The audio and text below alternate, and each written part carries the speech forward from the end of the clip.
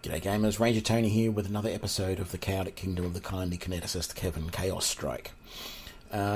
When we last left off, we had just gotten here to Oleg's. We haven't actually talked to Oleg yet, so we're going to quickly breeze through all of this and get to the combat. We need to level up as well. So let's just...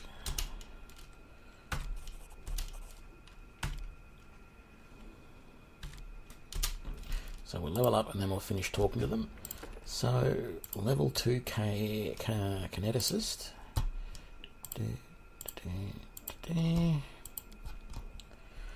I'm going to take Fire's Fury.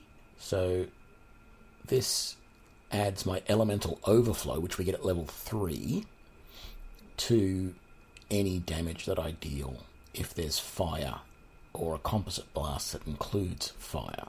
So it's just a way of making our blast do a little bit more damage, and that's one of the few advantages of going down the fire path, is you get this to increase your damage a little bit, which most of the other elements don't have a similar thing. We're also going to get Searing Flesh, which is our default defense that we get from fire. You don't have to do anything to turn this on.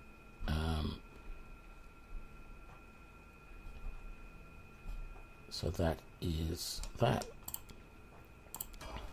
Well, when I say you don't have to do anything to turn it on, no, I don't think I do have to do anything to turn it on. If I turn it on, then I'm using 1 point of burn to increase the amount of damage that this does, which I don't need to do normally. So I'm going to move that over to here because it's more a defensive thing. Let's just quickly go through these guys. I normally don't bother going up in Law Religion. Instead I go Persuasion for Valerie. Weapon Focus, Bastard Sword. Then we'll continue on with the Bard. And we will do Skill Focus in Trickery, so she's the best person to open our traps for a little while. And we'll take Hideous Laughter there.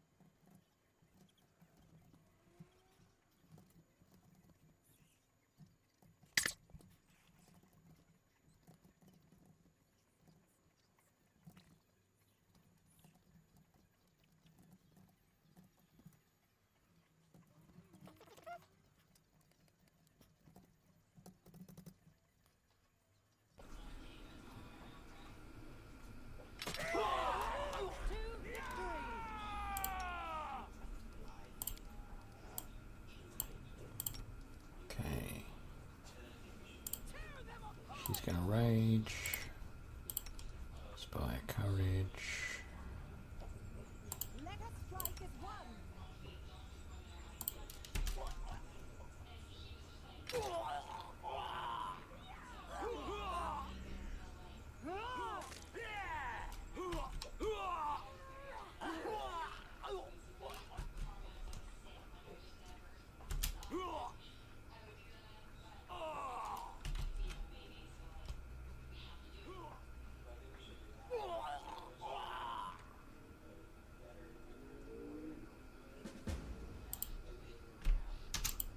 And we're done.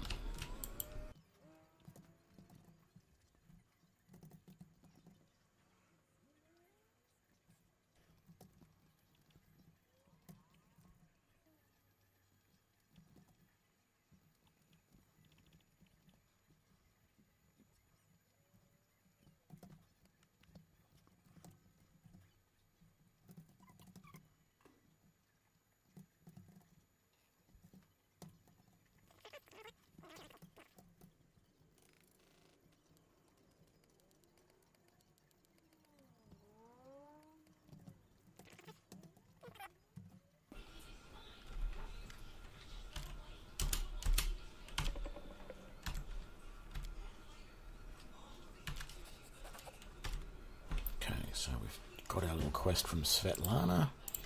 Let's talk to Anarol.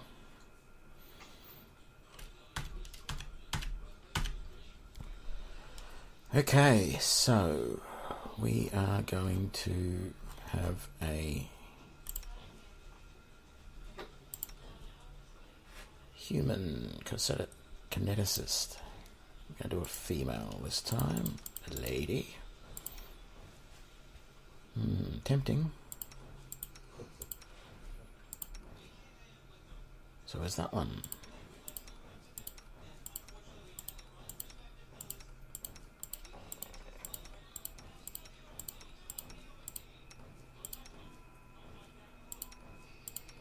Yeah, most of these ones are just warrior types. It's not quite what we want, I don't think.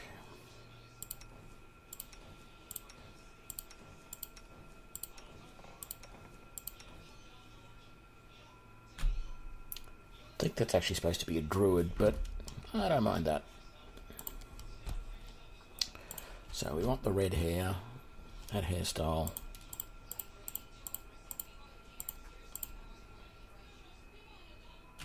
That hairstyle, I think.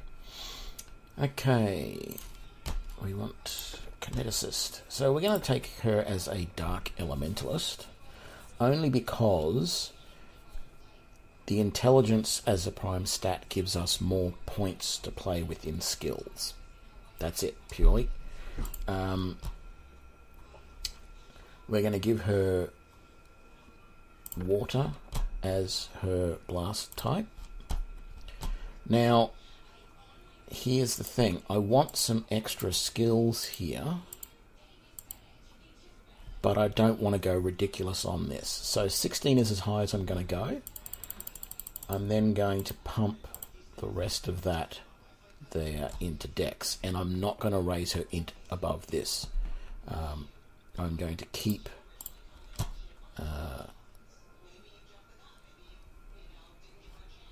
it there, because int doesn't raise any, like, it doesn't give you more burn or anything like that as a dark kineticist, a dark elementalist.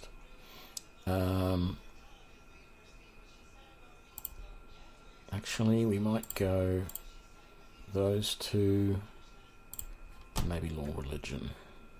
I think that seems pretty good. Again, point blank shot and precise shot and kinetic blast, and we're going to give you water blast rather than cold, I think. Again, not going to give you a voice, and this is going to be Kira.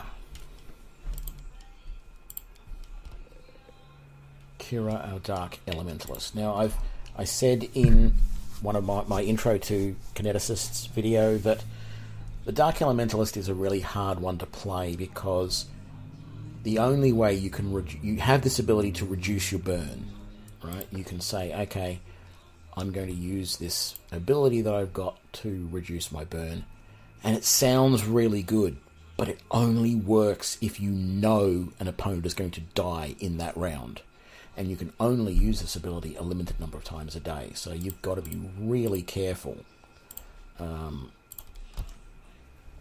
So yeah, it's a bit of a strange one.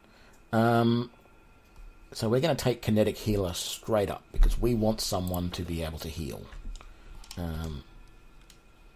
And I'm going to have at least one other, probably two others, probably have three of them that have water straight up, and most of the others are going to get water at some other point, if we get their levels high enough. That's good. Okay, so let's just have a look at her setup. We're going to get rid of those potions because she's not going to use them.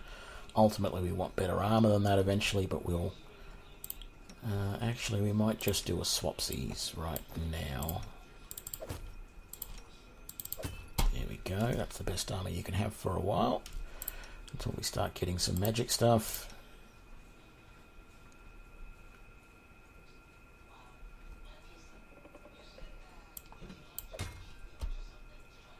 want her to have a heavy shield there, because I want to reduce that penalty on her attack that she has with the tower shield, at least until she gets up a couple of levels, but we're only using her for a few levels, so we're fine.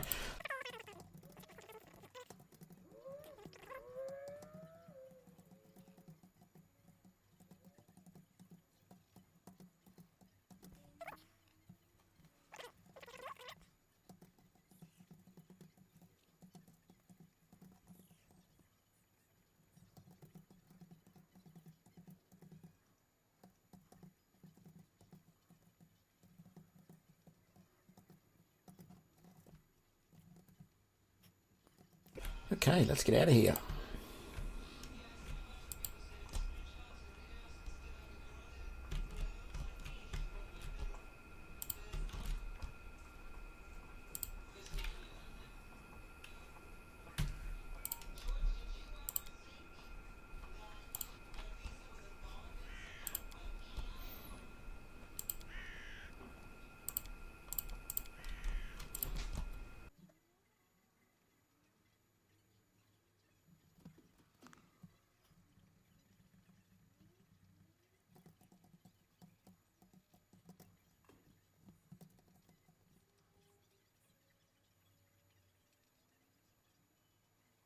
So as I've said in my other playthroughs, we're going to head down here. I like to go down and clear this area out so that I don't get that fatigue that you get with the dreams later on if you don't do Nettles Crossing.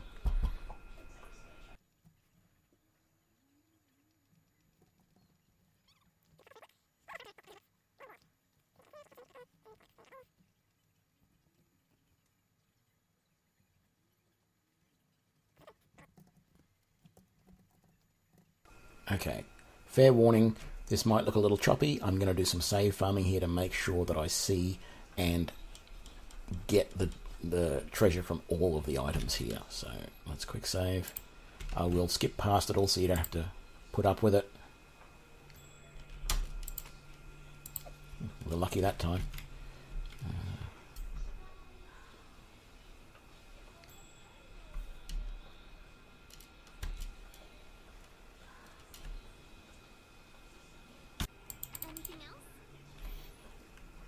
Okay, so for those who aren't aware, save farming. I knew there was a hidden chest here.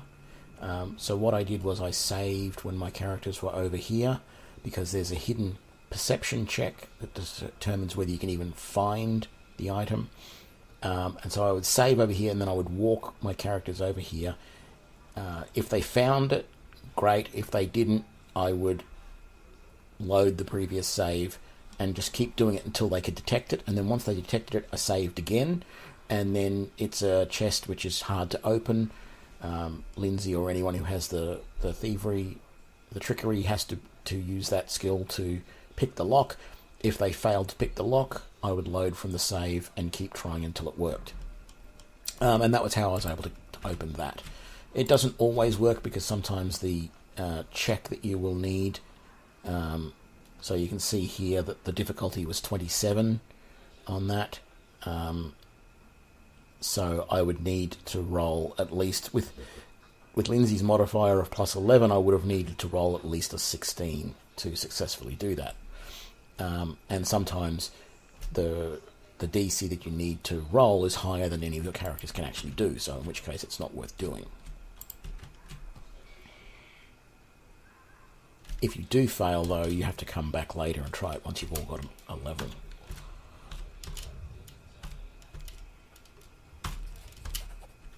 And there we go. We've got the mission from the Revenant, or whatever he is. And we didn't get any fatigue out of it. But I think this is a perfect time to save the game.